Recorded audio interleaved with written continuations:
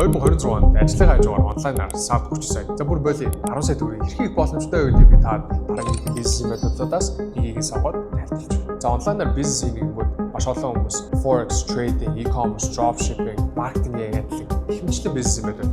За тэгвэл би e-com болон dropshipping-ийг барьж аваад та одоо тайлбарлаж байна. За тэрнээс өмнө би өөрийгөө богинохон тайлбарлаж. Намайг Анар гэдэг. Би өөрөө Нью-Йорк их сургуулийн төсөв курсын оюутан. Одоо өнгөрсөн 2 жил хагасын хугацаанд нийт орлогын хувьд $400,000 бол хийсэн байна. Хичээлийн хажуугаар. Тэгээ зарим хүмүүс чи яг жигдээс бизнесээ хийд юм уугүй гэж тэгж гайхаж асуугаад. Тэгвэл би одоо яг таад харуулъя.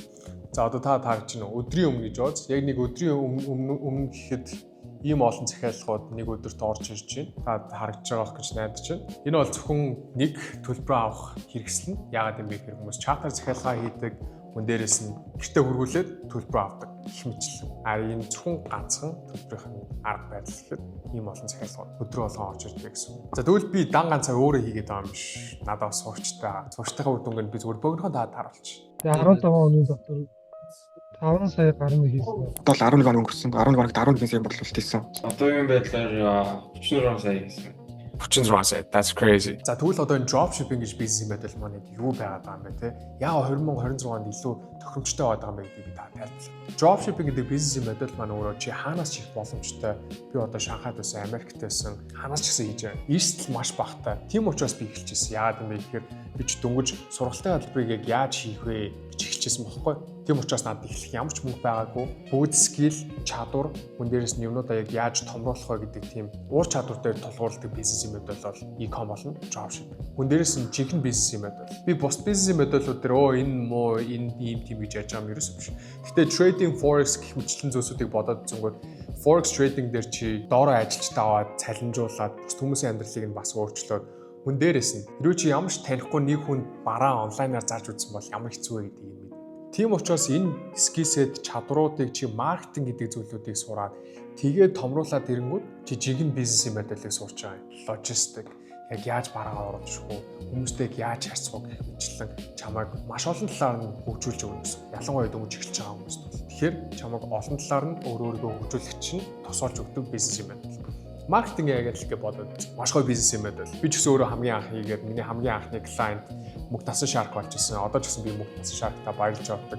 Хамгийн анхны маань үйлчлүүлэгч болоод тэр подкаст дээр хэдэн жилийн өмнө хийгээд маш сонирхолтой юмнууд олж ирсэн. Тохойд би ч бас хүүхэд байсан. Яг яаж мөнгө олох вэ? Ямар шиг байдлаар бизнес хийж үзүүгээд маш олон бизнесүүдийг би өөрөө хийж үзчихсэн. За тэгээд маркетингийн яг л ихтэй миний анзаарсан юм юу байсан бэ гэхээр чи 3 ажилтнтай байлаа гэж бодъё. Тэгээ 10 клиент буюу үйлчлүүлэгчтэй болоод ирэнгүүт 3 ажилч чи 10 хүний ажлыг нь зэрэг хийгээд чадахгүй burnout хийгээд ядарчин гэсэн. Тийм учраас чам жоохон limit буюу cap байгаад байгаа. Таглаа байгаад байгаа. Харин dropshipping дээр чи өөрийн гэсэн winning product гэдэг зүйлээ олцсон бол тэр бараа чинь өдөрт хит хитээрээ зарагдаад ялангуяа одоо 1 сар 2 сар болж чинь цагаан сар болж чинь Мартин 8, Валентин ийм олон баярууд ирж байгаа үед хүмүүс маш хэмжээгээр онлайнаар худалдаа авалт хийдэг. Сарын 10 сая байтугай өдрийн 10 сая хийчихсэн тийм боломжтой бизнес модель болдог учраас би өөрийнхөө туршлага дээр үндэслээд e-com болон dropshipping маань ийм том боломжтой бизнес модель гэж таадаа тайлбарч хэлээд байна. Тэгээ явандаа энэ бизнес ч томроод ирснийхаа дараа чи үндсэн ажилдаа магадгүй дургуй ч юм уу эсвэл хангалттай сэтгэл хангалуун биш бол чи өөрөө e-com dropshipping-ээр бүтэн насаараа хийгээд явах тийм боломжтой потенциалтай бизнес модель гэж таадаа тайлбарч хэлээд байгаа маа гэсэн. За тэгвэл таад маань одоо яг яаж тэгвэл dropshipping e-com хийдэмэ гэдгийг би та тайлбарлаад. За хэд хэдэн аргууд байгаа. Нэг ойлгох ёстой юм та мэдлэг болон ур чадвар гэдэг зүйл маш чухал. Хэрвээ эдгээр байхгүй бол одоо Монголд ямар олон хүмүүс e-com dropshipping хийгээд онлайн shop ч юм уу те e-com dropshipping гэдэг бизнесийн модельийг мэдхгүйгээр зүгээр онлайн shop гэж яваад тэр нь мөнгө олохгүй болдоггүй мэ ч юм уу. Яг энэ дээрээс хараад үзэнгүүт би хамгийн анх өөрөө Америкт хийж эхэлчихсэн. Америкт би хийгээд хамгийн анхны $1,000 хийгээд Америкт олонгууд яг profit margin буюу ашигын хэмжээ нь бараг 5-аас 10% байдаг. Одоо та дэлхийн олон улсын хэмжээний dropshipping-ийн хэд хэдэн сая доллар хийсэн гэдэг хүмүүсийн яг үндсэн бодит байдал дээр ямар байд юм бэ гэнгүүт $1 сая хийсэн хүмүүсийн зарлага нь $950,000 байдаг хэвцээ. Яг өөрт нь үлж байгаа 50,000 буюу 5% ашиг хүрч байгаа юм. Тийм бага хэмжээний байна. Тэгвэл Монгол Amazon янз бүрийн тийм том платформ байхгүй нь сул тал мөн ч гэсэн нөгөө талаараа давуу тал. Яагаад юм бэ гэхээр хэдүүлээ хүн болон Facebook, Instagram маркетинг хэрэгжилж байгаа. Энэ дээр хідүүлээ хайд гэдэг зүйлийг явуулаад бараагаа зарахад Монголд дор хаяж 30-аас 50% сайн байлаг 50% ашигтай тийм бараагаа зарах боломжтой байдаг гэсэн. Хэдийгээр тийм хөгжсөн улс биш юм шиг мөртлөө нөгөө талаараа хараад үзэнгүүт тэрний сэргээ маш том давуу тал болдог. Ялангуяа бараа зарж байгаа юм хийж байгаа хүмүүст ашиг илүү өндөр болж ирдэг. Гэхдээ энэ дээр нэг зүйлийг ойлгох хэрэгтэй.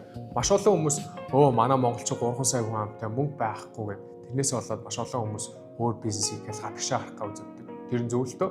Гэхдээ би та зүгээр macroeconomic буюу macro эдийн засгийн хувьд та бодоод үзэнгүүт дотоодын нийт бүтээгдэхүүнээр нь улсыг ямар шүү түвшинд явж гинэ гэдгийг шалгаж үздэг. Нэг хүн ногд дотоодын нийт бүтээгдэхүүн $2,000-аас доошоо болоод ирэнгүүт ядуу улс болдог. 2,000-аас 5,000 болоод ирэнгүүт lower middle income буюу доод дундад давхрах их болоод ирдэг. 5,000-аас дээш болоод ирэнгүүт дундаж давхрах их болоод тодорхой хэмжээний хангалттай мөнгө байна гэж хэлээд үздэг. Тэгвэл Монгол хэд юм бэ гэвэл одоогийн байдлаар 2025 онд $5,800 байдаг шиг санаж. Тийм учраас таад маань аналитиктэй хараад үзэнгүүт ийм зүйл боломж потенциал байгаа дахт яагаад энийг хаяад байгаа юм бэ гэдгийг аюулгүй ойлгох хэрэгтэй гэсэн. Таач бид хүмүүсээ харууллаа шүү дээ.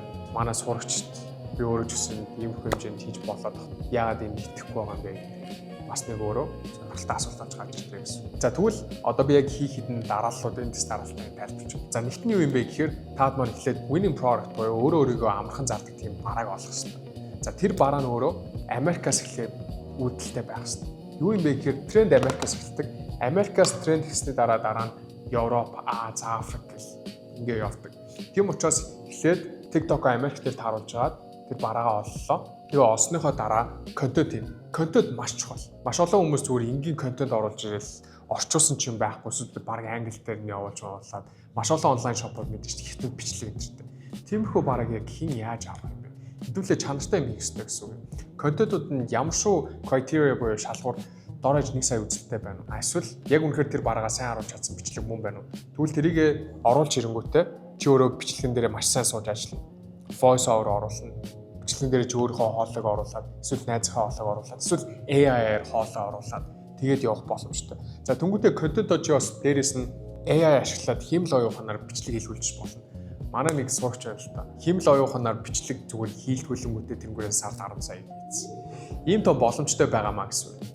За тэгвэл контент хийснийгаа дараа таад маань Meta Business-үүд гэж байдаг. Meta Business-үүд рүү оронготой Facebook, Instagram хоёр пэйжийг холбоод тэрэн дээрээс бүх аналитик бүх юмудаа хараад тэгээд бичлэгүүдээ бүх юмудаа явуулж болж байгаа маа гэсэн үг. За тэрний дараагаар болонгод маш олон хүмүүс boost явуулаад байдаг. Boost маш буруу. Ad гэдэг зүйл нь зөв байгаад байна. Ads manager дээр. За яагаад юм бэ гэдгийг тайлбарлаж байна. Boost нь болонгод та зөвхөн нэг бичлэгэн дээр $10 өгөөж, $20, магадгүй $100 өгөө. Тэгвэл яагаад тэр хэмжээний мөнгөө 10 контент дээр, магадгүй 100 контентын дээр $100 өгөөд тэгээд тэрнээсээ илүү чанартай олон хүмүүст үзүүлээд илүү хэмжээний мөнгөө хэмнээд явж болохгүй гэж. Яагаад юм бэ гэхээр та Facebook, Instagram-ыг мэднэ.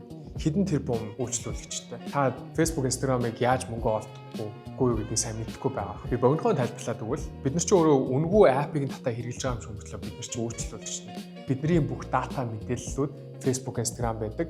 Тэр Facebook, Instagram нь болгоод бидний мэдээллийг ad явуулж байгаа тэр хүмүүстээ зарж байгаа гэсэн. Тийм учраас хэдүүлээ энэ хідэн 10 жил давсан алгоритмыг хөгжүүлсэн багт тэрийг нь яг яаж сураад ad-а илүү чанартай явуулаад зөв хүмүүст нь хүргээд хямдхнаар бараа илүү их хэмжээгээр зарж болохгүй гэж. Тийм учраас энэ чадварыг сурцсан баг чи маш хэмжээний мөнгөө хэмнээд амьдралаа өөрчлөх боломжтой гэсэн. За тэгээд тэрнийхээ дараагаар та нар вебсайтын чатараа захиалгууд аваад тэгээл явах болно гэсэн. За энэ дээр хамгийн чухал зүйл нь хурд болон гүйцэтгэл.